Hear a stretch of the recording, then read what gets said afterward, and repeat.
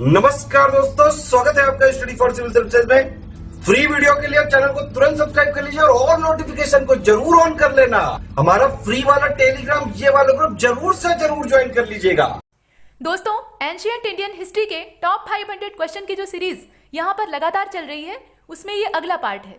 और इस वीडियो में हम इंडस वैली सिविलाइजेशन के बारे में ही चर्चा करेंगे, क्योंकि वहीं पर हमने अपनी बात को खत्म किया था। हमारी बात वहीं समाप्त हुई थी और हमने देखा कि अलग अलग जो आर्कियोलॉजिकल साइट्स हैं, उनके खोजकर्ता कौन से व्यक्ति हैं और कौन सी किस समय की है। उसमें से कुछ साइट्स जो थी वो हड़प्पा काल से पहले की थी और कुछ उसके बाद की थी और कुछ हड़प्पा कालीन थी, यानी हड़प्पन साइट थी। तो उन सब के बारे में हमने चर्चा की है और वहीं से हम अपनी बात को उठाएंगे और आगे चलेंगे। लेकिन वहां तक चलें इससे पहले यहाँ जो इन्फॉर्मेशन है इसको देख लीजिए। यह जो पूरी सीरीज आपके सामने प्रस्तुत की जाती है, इसका पीडीएफ इंग्लिश मीडियम का होता है और इसे बाइलिंगुअली एक्सप्लेन किया जाता है। तो यह एक्सप्लेनेशन अगर आप शुद्ध हिंदी में चाहते हैं तो वह सीरीज पहले ही बन चुकी है और यहाँ पर उसका इंग्लिश में रूपांतरण हो रहा है, ट्रांसफॉर्मेशन हो रहा है। वह सीरीज और उसका पापा वीडियो चैनल पर उपलब्ध है, आप जाकर देख सकते हैं। लेकिन अगर आप बाइलिंगुअल के इच्छुक हैं तो यहाँ बने रहिए। और अगर आप हमारे पेड कोर्सेज ज्वाइन करना चाहते हैं, पेड ग्रुप से जुड़ना चाहते हैं, तो ये 2 नंबर आपको दिख रहे हैं, इस पर आप संपर्क कर सकते हैं। फोन कीजिएगा तो जितनी भी इंफॉर्मेशन आपको चाहिए वो सब मिल जाएगी। हमारे जो पेड कोर्सेज हैं वो अलग अलग सिविल सेवा परीक्षाओं के लिए, इसके अलावा यूपी SSSC द्वारा कंडक्ट होने वाले जो एग्जाम्स होते हैं उनके लिए और EPFO के लिए लॉन्च किए गए हैं। तो आप इनसे जुड़कर एक बड़ा सा लाभ ले सकते हैं, घर बैठ के तैयारी कर सकते हैं। इतने प्रकार के प्रोग्राम यहाँ चलते हैं, आप इनका फायदा उठा सकते हैं। और ये जो फ्री वाला टेलीग्राम का चैनल है, इसको जरूर ज्वाइन करिए।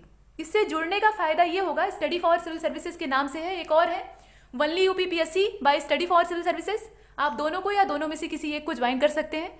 यहाँ से जो सूचनाएं हैं, जो इन्फॉर्मेशन है, वो आपको टाइमली मिलती रहेंगी। किसी भी नोटिफिकेशन से आप वंचित नहीं रहेंगे। नई नई सूचनाओं से अपडेटेड होते रहेंगे, इसीलिए बार बार नोटिफिकेशन यहाँ भेजा जाता है और यह आपके फायदे के लिए होता है। तो इसे जरूर ज्वाइन करिए। और यूट्यूब पर जितने भी वीडियोज आप हमारे देखते हैं वह कंप्लीटली फ्री ऑफ कॉस्ट होते हैं। तो चैनल को सब्सक्राइब कर लीजिए, बेल आइकन को प्रेस कर लीजिए और वीडियो अगर अच्छा लगता है तो लाइक करने में मत चूकिए और उसे शेयर करिए। शेयर करने से ये दूसरों तक पहुंचेगा और दूसरों के लिए भी बेनिफिशियल होगा। लेकिन अगर आपको लगता है कि वीडियो में कुछ कमियां हैं, कुछ सुधार की गुंजाइश है, तो आप कमेंट बॉक्स में उसे बताइए। कमेंट बॉक्स में उसका जिक्र करिए कि आप किस तरह के वीडियोस देखना चाहते हैं। इसके अतिरिक्त ट्विटर पे आजकल हमारा चैनल काफ़ी सक्रिय है, तो हमारी सक्रियता में योगदान दीजिए। वहाँ भी आप बने रहिए, हमें फॉलो करिए। वहाँ अलग अलग प्रकार के प्रोग्राम चलते हैं, उनका आप भरपूर लाभ ले सकते हैं। तो ठीक है, अब चलते हैं आगे। क्वेश्चन नंबर 420 यानी 420 नंबर का जो MCQ था, वहां तक हमने अपनी बात को खत्म किया था। यहाँ पर 421 नंबर का क्वेश्चन है, यानी 421 421वें नंबर का MCQ आप देख रहे हैं। इसमें कुछ 4 स्टेटमेंट आपके सामने परोसे गए हैं पिछली बार की तरह, और इन्हें देखकर आपको बताना है कि इसमें से करेक्ट कौन सा है। जो सही हो उसकी तलाश करनी है। स्टेटमेंट पहले देख लीजिए। रेंडियर एविडेंसेस या evidence has been obtain from Ropar site. जो रेंडियर के साक्ष्य हैं, रेंडियर एक जंतु होता है, पशु होता है।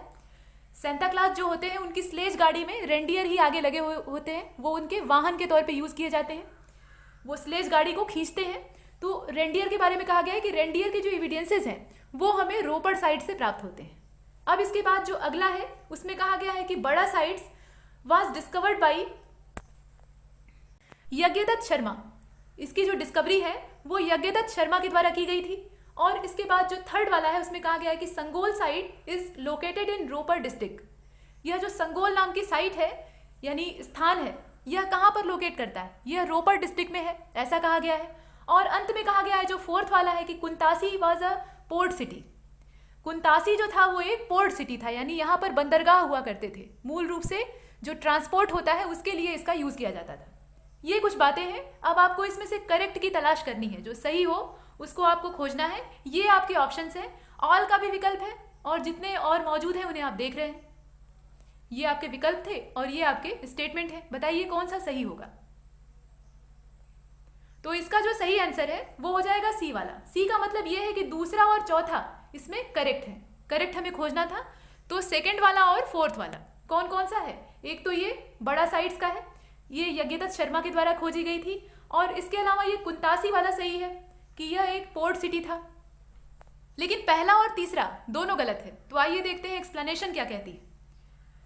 द आमरी साइट, यहां आप देख लीजिए, the Amri site situated on the right bank of the Indus river was discovered in 1929 by N.G. Majumdar NG Majumdar के द्वारा ये आमरी नाम की जो साइट है, स्थान है, पुरातात्विक स्थान है, ये खोजा गया था और ये इंडस रिवर के यानी सिंधु नदी के राइट बैंक पर सिचुएटेड था, वहां स्थित था। इसकी खोज कब होती है? 1929 में होती है। It is here that the first pre Harappan evidence has been found, और यहाँ से हमें सबसे पहला जो प्री हड़प्पाई एविडेंस है वो प्राप्त होता है, यानी हड़प्पा काल से पहले वाला जो साक्ष्य है वो यहाँ से हमें प्राप्त होता है। Evidence of reindeer has been obtain from here only, और रेंडियर के जो एविडेंसेस हैं, रेंडियर नाम के जो पशु होते हैं, उनके जो एविडेंसेस हैं केवल वहीं से प्राप्त हुए हैं, मतलब केवल यही जो स्थान है आमरी, यहीं से हमें प्राप्त हुए हैं, ये इसमें कहा गया है। और यहाँ क्या दे रखा है? यहाँ दिया हुआ है कि यह हमें रोपड़ साइड से मिला है, ये गलत है। यहाँ पर क्या होगा? यहाँ पर होगा आमरी साइड, जो कि इंडस रिवर के राइट बैंक पर सिचुएटेड है। इसके बाद जो सेकंड वाला इसमें स्टैंजा है या लाइन है उसको देख लीजिए। बड़ा site is in Ropar district. यह जो साइट है ये कहाँ पे है? ये रोपड़ जिले में पड़ती है। Was discovered in 1956। इसकी डिस्कवरी होती है 1956 में, यानी 1956 में यज्ञदत्त शर्मा के द्वारा। यज्ञदत्त शर्मा नाम के जो इतिहासकार रहते हैं उनके द्वारा 1956 में इसे खोजा जाता है। इसके बाद संगोल साइट जो है, इसकी लोकेशन कहाँ पे? लुधियाना डिस्ट्रिक्ट में है, ये पंजाब में है। तो लुधियाना डिस्ट्रिक्ट में इसकी लोकेशन बताई गई है। This site was discovered by S तलवार। यहाँ पर इसके जो डिस्कवरी करने वाले व्यक्ति थे उनका नाम दिया हुआ है, उन्हें देख लीजिए। संगोल साइट की हम बात कर रहे हैं, यस तलवार और इसके अलावा आर.एस. विष्ट। यस तलवार और आर.एस. विष्ट ये दो इतिहासकार जो थे, इनके द्वारा इसे खोजा गया है। इसके बाद जो लास्ट वाला इसमें स्टैंजा दिया है उसको देखिए। The excavation of Kuntasi site located in Rajkot district of Gujarat brought to light the north age Saindhav culture. यहाँ पर देखिए जो कुंतासी नाम की साइट का वहां जिक्र किया गया है, स्थान दिया है, वह कहाँ पे लोकेट करती है? तो इसकी जो लोकेशन है वो राजकोट डिस्ट्रिक्ट में पड़ती है। राजकोट एक जिला है और ये कहाँ पड़ता है? तो गुजरात स्टेट में पड़ता है।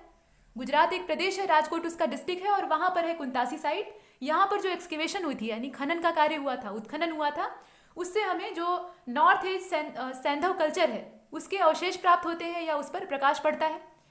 The Kuntasi site was a port city, और यह पोर्ट सिटी थी। यहाँ पर बंदरगाह के साक्ष्य हमें प्राप्त हुए हैं। यहाँ से जो एक्सपोर्ट और इंपोर्ट का काम है वो होता था, यानी ट्रांसपोर्ट का सिस्टम यहाँ पर चलता था पानी के माध्यम से, जल मार्ग के रास्ते। तो ये कुछ बातें हैं और इसमें हमने यही इंफॉर्मेशन कलेक्ट की और इसका जो सी आंसर है वो सही होगा, अर्थात दूसरा और चौथा इसमें सही है, लेकिन पहला और तीसरा गलत है। आगे चलते हैं। 422 नंबर के क्वेश्चन को देखिए। 422 with reference to the site of Indus civilisation consider the following statement. Indus civilisation की जो साइट्स हैं उनको रेफरेंस में रखकर यहाँ पर जो स्टेटमेंट है उन्हें कॉन्सिडर करना है। तो देखकर बताइए कि इसमें से कौन सा नॉट करेक्ट है। जो चार स्टेटमेंट आप देख रहे हैं इसमें से गलत की तलाश आपको करनी है। यहाँ नॉट जो शब्द दिया है इस पर ध्यान दीजिएगा। ये नॉट बड़ा नॉटी होता है, ये अक्सर प्रश्न गलत करवा देता है। इस पर लोग ध्यान नहीं देते और करेक्ट खोजने लगते हैं, जो उन्हें सही लगता है उस पर टिक लगा देते हैं, प्रश्न गलत हो जाता है। तो यहाँ नॉट शब्द पे ध्यान देना है। फिलहाल देखिए, कुनौल साइट या Kunal site is situated on the bank of Ghaggar river. Ghaggar एक नदी का नाम है, थोड़ा विचित्र है। तो ये घग्घर नदी के तट पर स्थित है। इसका नाम क्या है? कुनाल साइट। ये कुनाल नाम का स्थल है। इसके बाद जो अगला है वो कौन सा है? मिताथल है। ये अलग अलग नाम है, इन्हें ध्यान में रखिएगा। Mitathal site was discovered by Surbhan. Surbhan के द्वारा इसे डिस्कवर्ड किया गया 1968 एडी में, ऐसा दिया हुआ है। इसके बाद the Malvan site is located at the mouth of the Tapti river in Surat district. जो सूरत जिला है उसमें ये ताप्ती नदी के माउथ पे यानी मुहाने पर स्थित है। ताप्ती नदी का जो मुहाना है वहां पर ये लोकेट करती है। इसके बाद Rangpur site was discovered by SR. Rao in 1954। Rangpur site जो है, फोर्थ वाला जो स्टेटमेंट है उसको देखिएगा। रंगपुर साइट जो है वो डिस्कवर्ड की गई थी एस.आर. राव के द्वारा 1954 में। ये कुल मिलाकर चार स्टेटमेंट है। जो नॉट करेक्ट है वो आपको खोजना है, यानी गलत की तलाश करनी है। अगर इसमें आप ऑल वाला ऑप्शन चुनेंगे तो इसका मतलब ये होगा कि चारों स्टेटमेंट गलत है। तो सोच समझकर चुनिएगा, बताइए। इसका जो सही आंसर है वो हो जाएगा बी वाला। बी का मतलब ये है कि वन वनली, केवल जो पहला वाला है वो नॉट करेक्ट है। कुनाल साइट के बारे में जो इंफॉर्मेशन दी है ना, घग्घर नदी के तट पे ये स्थित है, ये वाला गलत है। बाकी जितने हैं तीनों, दूसरा, तीसरा और चौथा, वो एकदम सही है। तो आइए देखते हैं एक्सप्लेनेशन क्या कहती है। Kunal site is located on the bank of Saraswati river in Hisar district. ये हिसार जिले में पड़ता है। ये जो साइट है, आर्कियोलॉजिकल साइट है, ये कहाँ पर लोकेट करती है? ये हिसार डिस्ट्रिक्ट में लोकेट करती है, सरस्वती नदी के तट पे। ये यहाँ पर नदी का नाम है, घग्घर नहीं होगा, पहली चीज। इट वॉज डिस्कवर्ड इन 1974, 1974 ईस्वी में इसकी खोज हुई थी जेपी जोशी और आर.एस. विष्ट के द्वारा। आर.एस. विष्ट का नाम हमने पीछे भी देखा था, ये एक नए दिखाई दे रहे हैं, जेपी जोशी। तो ये सब इतिहासकार हैं, पुरातत्वविद हैं। फिलहाल इनके द्वारा 1974 में, यानी आज़ादी के काफ़ी समय बाद, इसकी डिस्कवरी होती है और ये लोकेट करती है हिसार डिस्ट्रिक्ट में। इसकी जो लोकेशन है उसको भी याद रखिएगा, और नदी का नाम है सरस्वती। तो इसका जो आंसर है वो होगा बी, यानी 1 ओनली इसमें नॉट करेक्ट है, केवल पहला वाला, बाकी सब सही है। आगे चलते हैं, 423 नंबर के क्वेश्चन को देखिए। 423 यानी 423वां। यहाँ पर ये कहा गया है कि consider the following statements regarding the site of Indus civilisation. फिर से जो इंडस वैली सिविलाइजेशन है उसी की साइट्स के बारे में यहाँ इंफॉर्मेशन दी है। अब इसमें से आपको करेक्ट खोजना है, जो सही हो उसकी तलाश करनी है। देख लीजिए, पहला है Bhagwanpura site is located in Bhiwani region. ये जो भिवानी रीजन है, यहाँ पर हमें भगवानपुर नाम की जो आर्कियोलॉजिकल साइट है वो प्राप्त हुई है, इसकी लोकेशन यहाँ पर है। इसके बाद अगला है अल्लाह दीनो, सेकेंड वाला जो स्टेटमेंट है उसको देखिएगा। Allah Dino is situated on the bank of Tapti river. यह जो स्थान है ये सिचुएट करता है कहाँ पे? ताप्ती रिवर के किनारे पर। इसके बाद रोजदी, रोजदी भी एक सैंधोकालीन स्थल है, तो Rojdi is located in Kutch district. ये कच्छ डिस्ट्रिक्ट में लोकेट करता है, इसकी लोकेशन कहाँ पे है? कच्छ जिले में है। इसके बाद अगला है अंबाखेड़ा एंड बदगांव। ये दो नाम आपको दिख रहे हैं, अंबाखेड़ा है और बदगांव है, ये दोनों साइट्स हैं, आर्कियोलॉजिकल साइट्स हैं। Both of these places are situated on the banks of Maskara river in Saharanpur district. यह जो दोनों प्लेसेस हैं, यानी दोनों साइट्स हैं, इनकी सिचुएशन, इनकी लोकेशन कहाँ पे है? यह मस्कारा नदी के तट पे सहारनपुर डिस्ट्रिक्ट में लोकेट करते हैं, सिचुएटेड है। अब आपको बताना है कि इसमें से करेक्ट कौन सा है। जो 4 स्टेटमेंट है उन्हें आप देख रहे हैं, इन चारों में से सही की तलाश करनी है। विकल्प आपके सामने है, जो ऑप्शन है उन्हें भी आप देख लीजिए। ऑल का भी विकल्प है, सभी सही हो सकता है, या इनमें से कोई एक या कोई एक से ज्यादा सही हो सकता है। तो इसका जो सही आंसर है वो हो जाएगा सी वाला। सी का मतलब ये है कि जो चौथा है, यानी फोर्थ वाला, वही सही है। सिर्फ चौथा सही है, बाकी जितने हैं वो सब गलत है। पहला, दूसरा, तीसरा गलत है, सिर्फ चौथा सही है कि अंबाखेड़ा और जो बदगांव साइट है वो सिचुएट करती है मस्कारा नदी के तट पे सहारनपुर डिस्ट्रिक्ट में। लेकिन पहला, दूसरा और तीसरा गलत क्यों हुए? तो आइए देखते हैं। Bhagwanpur site is located on the southern bank of Saraswati river in Kurukshetra district of Haryana. यहाँ ये कहा गया है कि जो भगवानपुर साइट है वो लोकेट करती है साउदर्न बैंक पे, और ये साउदर्न बैंक किसका है? सरस्वती नदी का है। मतलब सरस्वती नदी के दक्षिणी किनारे पर ये लोकेट करती है। और ये पूरा जो लोकेशन है ये असल में कहाँ पे है? तो ये कुरुक्षेत्र डिस्ट्रिक्ट है हरियाणा का। कुरुक्षेत्र वही क्षेत्र है जहाँ पर महाभारत की लड़ाई हुई थी। महाभारत का जो महानतम युद्ध है वो यही इसी क्षेत्र में लड़ा गया था। एक बड़ा सा मैदान चाहिए था, इसीलिए दिल्ली छोड़ के ये लोग हस्तिनापुर वाला जो क्षेत्र है उसको छोड़ के यहाँ पर आते हैं, हरियाणा वाले इलाके में आते हैं। यहाँ खुले मैदान उन्हें मिलते हैं और यहाँ पर 18 दिनों तक महाभारत का युद्ध लगातार चलता रहता है। आज के समय में अगर महाभारत हुआ होता तो कुछ मिनटों में ही खत्म हो गया होता, क्योंकि एटम बम हर देश के पास है, लेकिन उस जमाने में ऐसा नहीं था। खैर आगे चलते हैं। तो remnants of the decline oriented period of the Saindhav civilization have been found from this site. मतलब जो डिक्लाइनेशन था किसका? सैंधवकालीन जो सभ्यता थी उसका, वह यहाँ से हमें दिखाई देता है, मतलब उसके एविडेंसेस यहाँ से प्राप्त होते हैं। It's excavator is JP Joshi, और इसके जो उत्खनन करता थे भगवानपुर साइट के, जो खुदाई करने वाले व्यक्ति थे, खुदाई कराने वाले जो व्यक्ति थे वो जेपी जोशी थे। यहाँ पर उत्खननकर्ता का मतलब ये नहीं है कि ये हाथ में कुल्हाड़ी, माफ कीजिएगा, कुदाल या खुरपी लेकर खोदना शुरू कर देते थे, नहीं, ये अपने सौजन्य से खुदाई करवाते थे। मतलब इनके दिशा निर्देश में, इनके डायरेक्शन में वहां पे खुदाई का काम होता था, लेबर खुदाई करते थे, ये लोग सिर्फ निर्देश देते थे, हिंट देते थे। अब इसके बाद Allah Dino site is located about 16 kilometre north east of the confluence of Indus and, यहाँ आप देख लीजिए, इंडस एंड अरेबियन सी। मतलब इंडस रिवर है और अरेबियन क्या है? ये सी है, हिंद महासागर का एक टुकड़ा, जो पश्चिमी वाला हिस्सा है, मतलब वेस्ट वाला पार्ट। तो यहाँ जहाँ सिंधु नदी का और अरेबियन सी का आपस में मेल होता था, वहां पे ये लोकेट करती है, और ये 16 किलोमीटर नॉर्थ ईस्ट में है उसके। मतलब जो इंडस और अरेबियन सी का मेल है उसके ये करीब 16 किलोमीटर नॉर्थ ईस्ट में लोकेट करती है, and 40 kilometre east of Karachi, और कराची से इसकी जो दूरी है वो 40 किलोमीटर पूर्व की ओर है, यानी ईस्ट में है। It was a port city. और यह जो अलादीनो है ये क्या है, ये एक पोर्ट सिटी है, यानी बंदरगाह वाला शहर है। यहाँ से भी आयात निर्यात का काम यानी ट्रांसपोर्ट का काम होता था। अब इसके बाद रोजदी के बारे में देख लीजिए। रोजदी साइट इज लोकेटेड इन, यहाँ आप देख लीजिए सौराष्ट्र डिस्ट्रिक्ट। ये जो स्थान है ये कौन सा है, सौराष्ट्र है। तो सौराष्ट्र डिस्ट्रिक्ट इन गुजरात, सौराष्ट्र जिला है और ये गुजरात में पड़ता है। यहाँ पर रोजदी नाम की जो साइट है वो लोकेट करती है। तो इसे हम देख रहे हैं। इन जानकारियों के आधार पे हमने सी वाले को इसमें चुना है, यानी सिर्फ चौथा सही है, बाकी जो है वो गलत है। बाकी सब में कुछ न कुछ गलतियां हैं और उन कमियों को हमने अभी अभी देखा है। आगे चलते हैं।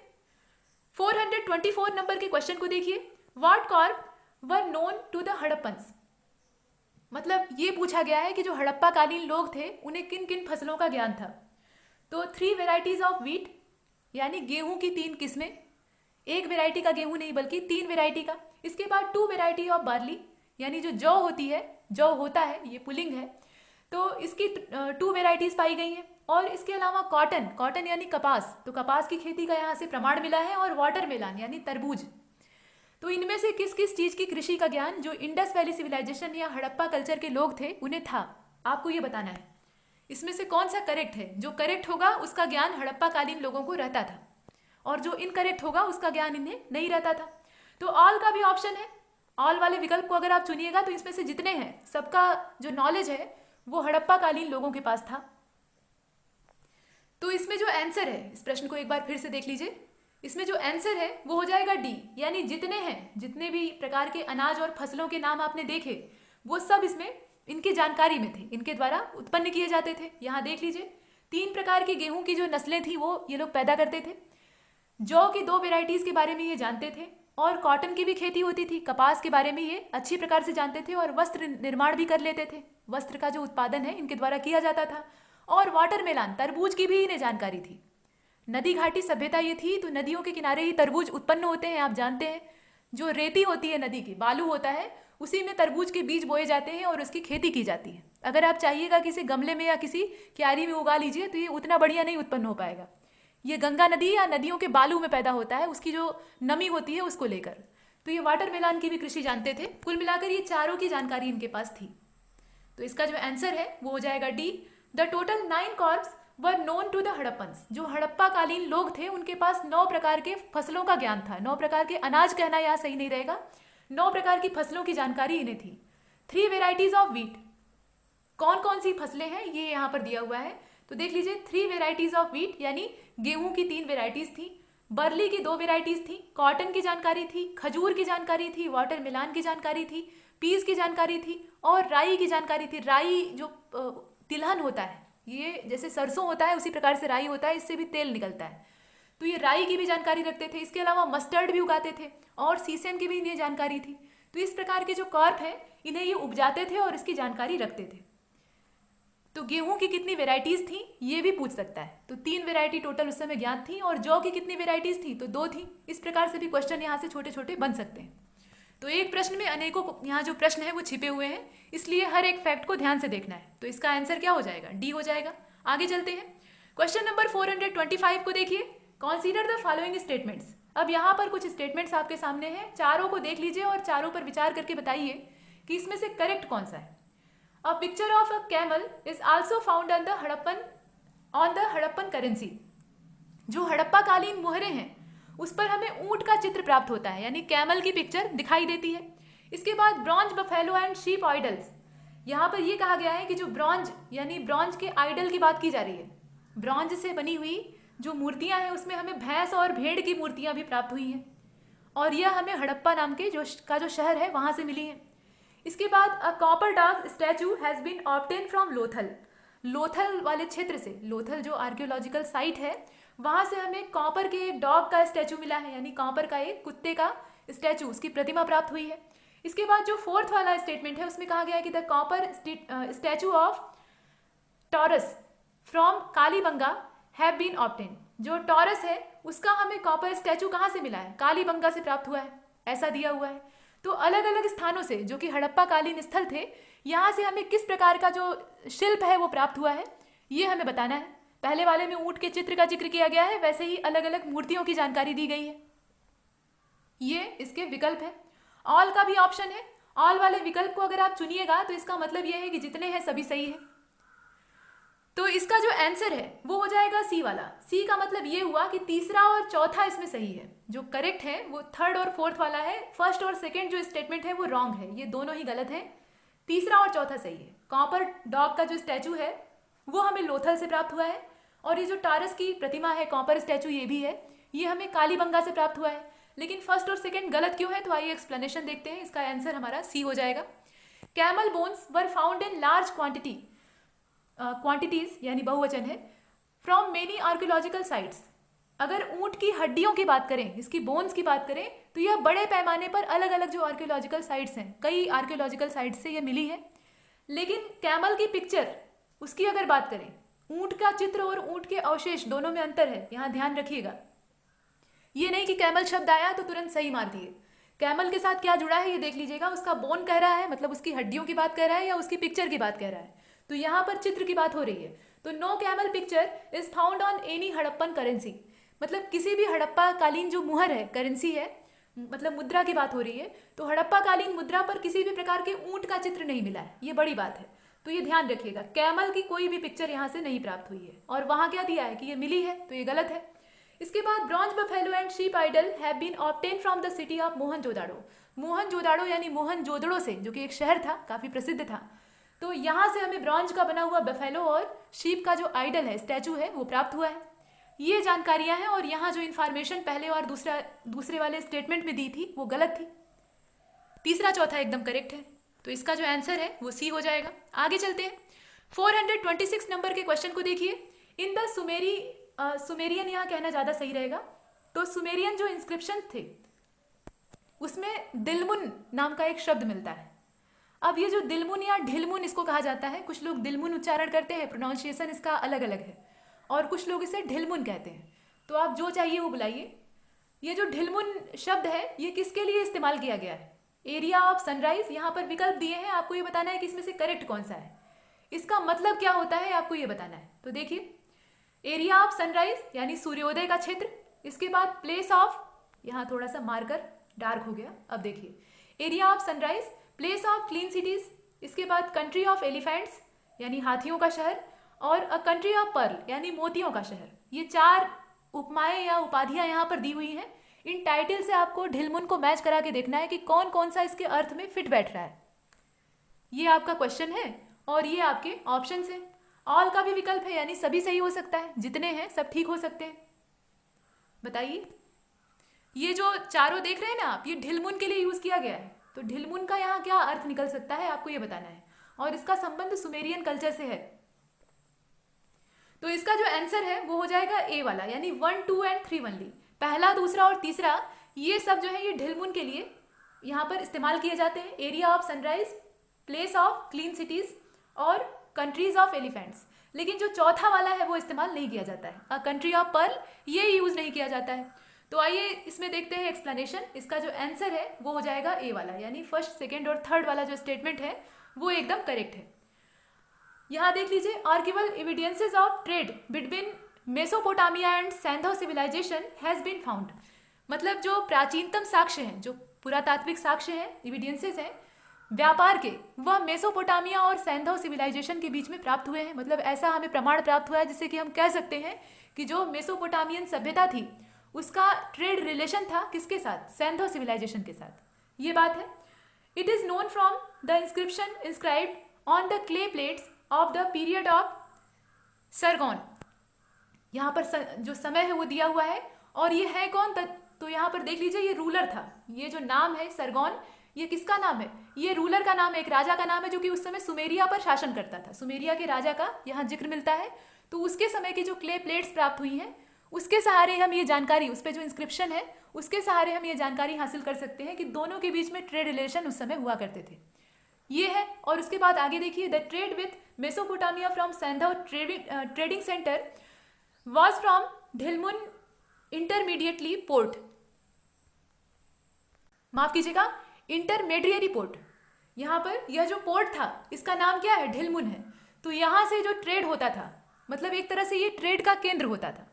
जो व्यापार था सुमेरिया से मेसोपोटामिया, मतलब मेसोपोटामिया और जो सुमेरियन कल्चर था वहां से जो सैंधवकालीन कल्चर था उसका जो ट्रेड रिलेशन था उसका ये सेंटर पॉइंट होता था, जिसका नाम था Dilmun. In the Sumerian inscription inscribed on clay script Dilmun has been called the area of sunrise. मतलब जो उस समय के अभिलेख प्राप्त हुए हैं, जो साक्ष्य मिले हैं, उसमें ढिलमुन को किस नाम से संबोधित किया गया है? तो the area of sunrise, place of clean cities and the country of elephants. ये तीनों ही जो उपमाएं हैं, तीनों ही जो टाइटल है, वो ढिलमुन के लिए यूज की गई है। Dilmun was identify from Bahrain in the Persian Gulf. इसे बहरीन के नाम से वर्तमान में चिन्हित किया गया है, यानी जो बहरीन वाला क्षेत्र वर्तमान में फारस की खाड़ी में है, यानी पर्सियन गल्फ में है, वो पहले के समय में ढिलमुन के नाम से जाना जाता था। उसी को हम लोग कहते थे ढिलमुन। तो अब समझे ये बहरीन है। तो इसका जो आंसर है वो हो जाएगा ए वाला, यानी पहला, दूसरा और तीसरा। इसमें जो टाइटल दिया है वो बिल्कुल ठीक है, लेकिन कंट्री ऑफ पर्ल इसको नहीं कहा जाता था। आगे चलते हैं। 427 नंबर के क्वेश्चन को देखिए। Consider the following statement.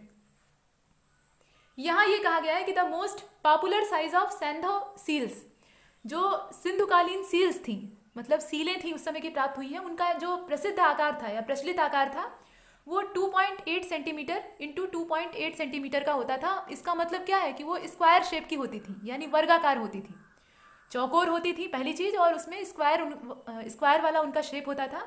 ये एरिया दिया हुआ है, इस तरह का जो दिया है ना, इस प्रकार से एरिया दिया जाता है, मतलब लंबाई गुणे चौड़ाई। तो यहाँ लेंथ और जो इसकी विड्थ है वो दोनों क्या है, इक्वल है, इसका मतलब ये स्क्वायर है।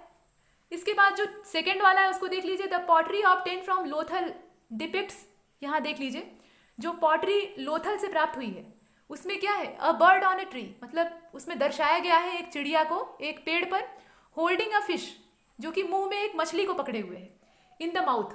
यहाँ आप देख सकते हैं मुंह में क्या है, वो एक फिश को पकड़े हुए है। And below in the picture of a fox, और नीचे एक लोमड़ी है।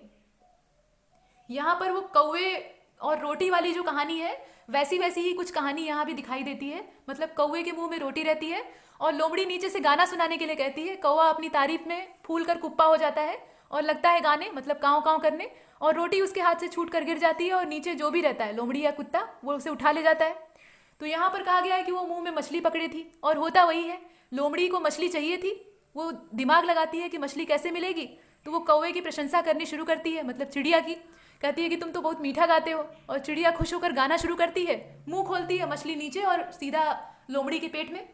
तो ये यहाँ पे कहानी है। इसका हमें जो पॉटरी है उस पर उत्खनन मिलता है, मतलब एक तरह से उत्कीर्णन मिलता है, चित्रण मिलता है। और ये कहाँ से प्राप्त हुआ है, लोथल से प्राप्त हुआ है। इसके बाद जो थर्ड वाला है उसको देख लीजिए। The piece of cotton cloth, मतलब कॉटन के कपड़े का, कपास से बने हुए जो सूती कपड़े का टुकड़ा है, वो हमें प्राप्त हुआ है मोहनजोदड़ो से। इसका मतलब वहां पे वस्त्र निर्माण होता था। इसके बाद जो फोर्थ वाला है उसमें दिया हुआ है, the scholar who read the Indus script from left to right and converted it into Tamil language is Reverend Heras. ये जो रेवरेंड हेरेस नाम के व्यक्ति हैं, स्कॉलर हैं, इन्होंने इंडस स्क्रिप्ट को पढ़ लिया था लेफ्ट टू राइट और इसे तमिल लैंग्वेज में कन्वर्ट किया है, ऐसा दिया हुआ है। तो ये कुछ इन्फॉर्मेशन आपके सामने है, कुल मिलाकर 4 है टोटल। आपको बताना है कि इसमें से करेक्ट कौन सी है, जो सही हो उसकी तलाश कीजिएगा। देख लीजिए 4 स्टेटमेंट है, चारों के बारे में आपने देखा, और ये आपके ऑप्शन है। ऑल का भी विकल्प है, यानी सभी सही हो सकता है, या इसमें से कोई एक सही हो सकता है, या कोई 2 ठीक हो सकते हैं। तो देख लीजिए, और इसका जो आंसर है वो हो जाएगा डी वाला, यानी जितने हैं सभी ठीक हैं। तो आइए देखते हैं ठीक कैसे है। यहां पर हमें जो करेक्ट है वो खोजना था। The most prevalent size of Saindhav seal was 2.8 centimetre to 2.8 centimetre. मतलब उसका जो आकार होता था वो कैसा होता था, स्क्वायर के आकार का होता था, वर्गाकार होता था, और लंबाई चौड़ाई दोनों बराबर होती थी। कितनी कितनी होती थी, तो लंबाई जो थी वो 2.8 सेंटीमीटर और चौड़ाई भी 2.8 सेंटीमीटर होती थी। The highest number of such coins have a picture of horn, यहाँ आप देख सकते हैं, ये सेकेंड वाली जो लाइन है, such coins have a picture of a horn animal, यानी एक सींग वाले पशु का बड़े पैमाने पर यहाँ पे जो सिक्के हैं उस पर चित्रण प्राप्त होता है, ये हम देख रहे हैं। तो ये कुछ एक्सप्लेनेशन है और इसके आधार पे हमने डी वाले विकल्प को चुना है, मतलब इसमें जितने हैं सभी ठीक है। ये आपका क्वेश्चन है। अब चलते हैं क्वेश्चन नंबर 428 की ओर। Consider the following statement. यहाँ फिर से 3 स्टेटमेंट आपके सामने है। गनीमत यह है कि 4 नहीं है, 3 है। देखिए, बी के Rajwada is considered the most senior among Indian historians. जितने भी भारतीय इतिहासकार हैं, मतलब भारत में इतिहास के जानकार लोग जो हैं, पुरातत्व वेत्ता हैं, उनमें सबसे पुराने या सबसे जो सीनियर है वो कौन है? बीके राजवाड़ा है, ऐसा कहा जाता है। इनको रायजादा कहा जाता है, यहाँ पता नहीं क्यों राजवाड़ा दिया हुआ है, खैर। इसके बाद अकॉर्डिंग टू मार्क्सिस्ट आइडियोलॉजी, जो मार्क्सवादी विचारधारा है, और किसके संबंध में? हिस्ट्री के संबंध में। उसमें ये कहा गया है, मतलब उसके अनुसार कि all societies go through at least 5 stage of history. मतलब जितने भी सभ्यताएं हैं वो अलग अलग 5 अवस्थाओं से या 5 प्रकार के जो दौर हैं उनसे होकर गुजरी हैं। यानी हर सभ्यता को 5 प्रकार के स्टेजेस का सामना करना पड़ा है, ये दिया हुआ है। और ये किस विचारधारा के अनुसार कहा गया है? जो मार्क्सवादी विचारधारा है, यानी मार्क्स की जो विचारधारा थी उसके आधार पर कहा गया है। इसके बाद जो थर्ड वाला स्टेटमेंट है उसमें कहा गया है कि फ्रॉम द संगम लिटरेचर, अब यहाँ साउथ इंडिया में हम लोग धीरे धीरे घुसने का प्रयास कर रहे हैं, तो from the Sangam literature we get information about the 5 states of the south. ये जो संगम साहित्य है इससे हमें काफी कुछ जानने के लिए मिलता है, ये हम पिछले वाले वीडियोस में देख चुके हैं। तो संगम लिटरेचर से हमें इंफॉर्मेशन प्राप्त होती है 5 अलग अलग प्रदेशों की, जो कि साउथ में उस समय के पाए जाते थे या इनकी लोकेशन होती थी। तो कुल मिलाकर 3 स्टेटमेंट आपके सामने है। अब आपको इसमें से सही की तलाश करनी है। ये आपके ऑप्शंस हैं, ऑल का भी ऑप्शन है, और जो विकल्प है उन्हें आप देख रहे हैं, ये आपका क्वेश्चन है। तो इसका जो आंसर है वो हो जाएगा ए वाला। ए का मतलब ये है कि सिर्फ दूसरा इसमें करेक्ट है, करेक्ट खोजना था, सही की तलाश करनी थी, तो सिर्फ दूसरा इसमें सही है। According to the Marxist ideology of history, मतलब इतिहास के संबंध में जो मार्क्सवादी विचारधारा है उसके अनुसार जितनी भी सोसाइटीज होती हैं उन्हें कम से कम, एटलीस्ट यानी कम से कम की बात की जा रही है, 5 अलग अलग चरणों से होकर गुजरना पड़ता है। 5 अलग अलग उसके चरण होते हैं। अब यहाँ पे 5 स्टेजेस का मतलब क्या है? शुरुआती दौर होता है, फिर एक विकास की अवस्था होती है, फिर धीरे धीरे ऊपर बढ़ते हैं, और अंत में फिर एक तरह से डिक्लाइनेशन होता है, पतन होता है, और अंत में पूरी तरह से समाप्त हो जाते हैं। तो इस प्रकार से 5 अवस्थाएं होती हैं, ये इसमें कहा गया है, ये सही है। और जो है बाकी वो इसमें नॉट करेक्ट है, सिर्फ दूसरा सही है, यानी पहला तीसरा दोनों गलत है। तो कैसे गलत है आइए देखते हैं। RC Majumdar is considered the most senior among Indian historians, मतलब जितने भी इंडियन हिस्टोरियंस हैं यानी भारतीय इतिहासकार हैं उसमें सबसे सीनियर कौन है? आरसी मजूमदार हैं। इनका नाम आप बहुत बार देख चुके हैं, तो यही सबसे सीनियर है, यानी सबसे बड़े हैं, वरिष्ठ माने जाते हैं।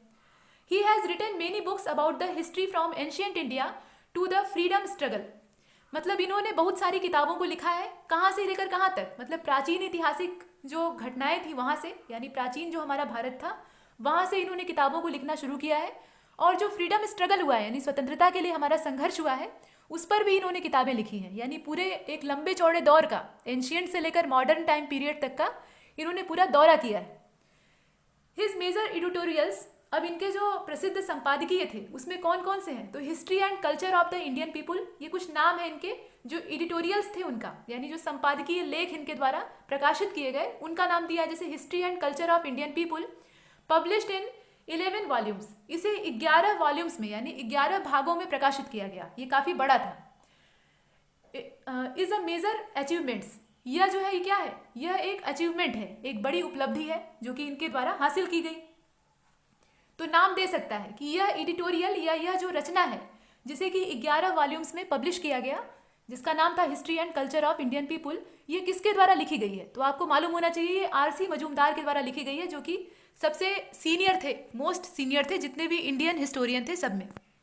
इसके बाद जो सेकेंड वाला स्टेंजा है उसको देखिए। According to the Marxist ideology, यानी जो मार्क्सवादी विचारधारा थी उसके अनुसार, all societies go through at least 5 stages of history, मतलब 5 कम से कम जो चरण होते हैं इतिहास के, उससे हर सभ्यता को गुजरना होता है। एक तो प्रिमिटिव जो कम्युनिज्म होता है वहाँ से, इसके बाद स्लेवरी होती है, इसके बाद फेडरलिज्म होता है, फिर कैपिटलिज्म होता है। इस प्रकार से ये चरण जो है आगे बढ़ते हैं और अंत में कम्युनिज्म होता है, ये अंतिम चरण होता है। तो शुरुआती दौर होता है, फिर दास्ता का दौर होता है, फिर एक जो पूंजीवादी दौर होता है वो इसमें आता है।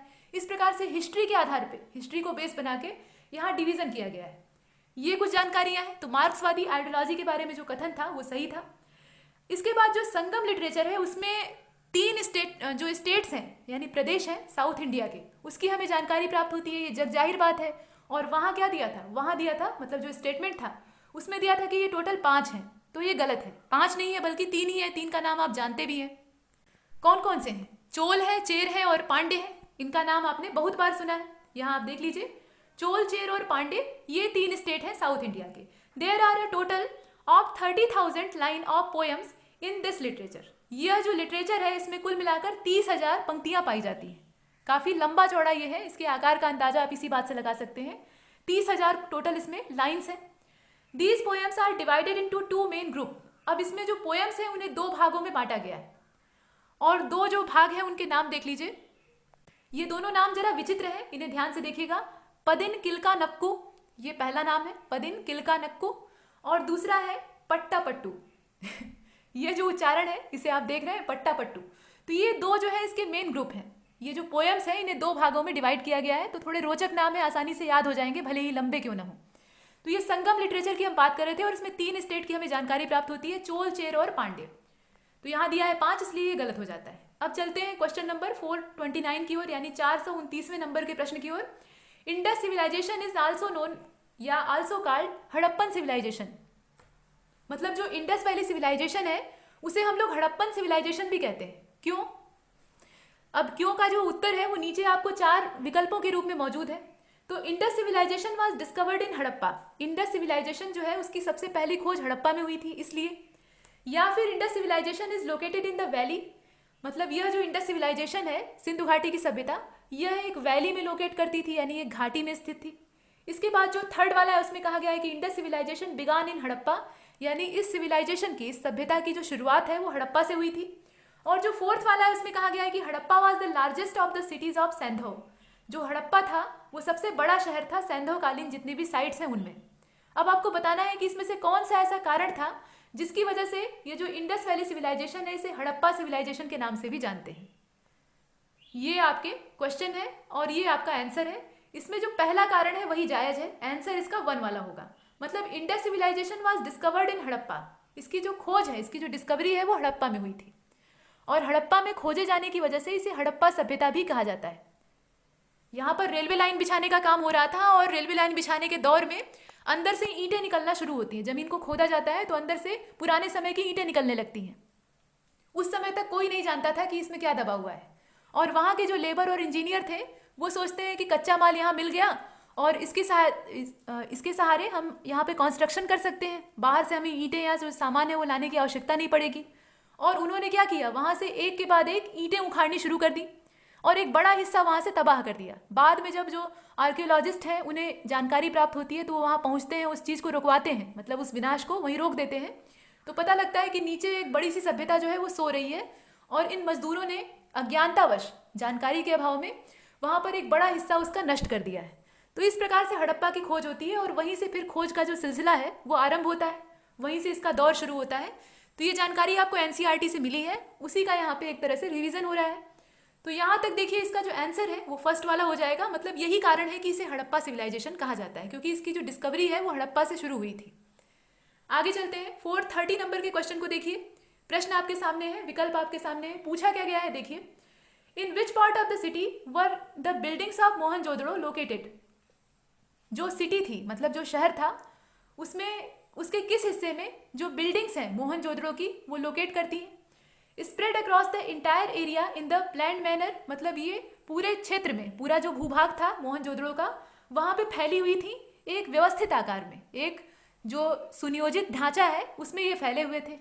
मतलब एक नगर निर्माण की योजना तैयार की गई थी, उसके हिसाब से शहर में चारों ओर इमारतों का निर्माण करवाया गया था। ऐसी हमें जो संरचना है, ऐसा जो ढांचा है वो मोहनजोदड़ो से प्राप्त होता है।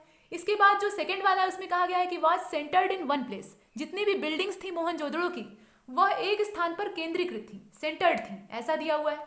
इसके बाद जो अगला है उसमें कहा गया है कि वर डिसऑर्गेनाइज्ड, मतलब ये अव्यवस्थित थी, तितर बितर थी, जहां मन हुआ वहीं बना दिया, ऐसा था।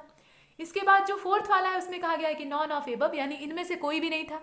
तो आपको बताना है कि मोहनजोदड़ो में जो बिल्डिंग्स बनाई गई हैं इस सिटी में, यानी शहर में जो इमारतें बनी हैं वह किस प्रकार से बनी है। चारों ओर बनी है अच्छे ढंग से, व्यवस्थित तरीके से, या कहीं एक स्थान पर एक साथ बना दी गई है, या चारों ओर फैली हुई है अव्यवस्थित ढंग से। तो बताइए।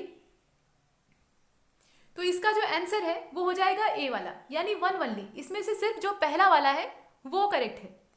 पहला वाला मतलब क्या, ये वाला, spread across the entire area in a planned manner. ये प्लांट मैनर में यानी व्यवस्थित तरीके से spread across the entire area, पूरे इंटायर एरिया में स्प्रेड थी अर्थात फैली हुई थी। यही वाला सही है, बाकी जो है वो इनके बारे में गलत जानकारी देते हैं। तो हम बात कर रहे थे जो बिल्डिंग्स है मोहनजोदड़ो की, उसमें इसका आंसर क्या हो जाएगा? ए हो जाएगा। इसे हम देख रहे हैं। तो यहाँ तक ये वीडियो समाप्त होता है।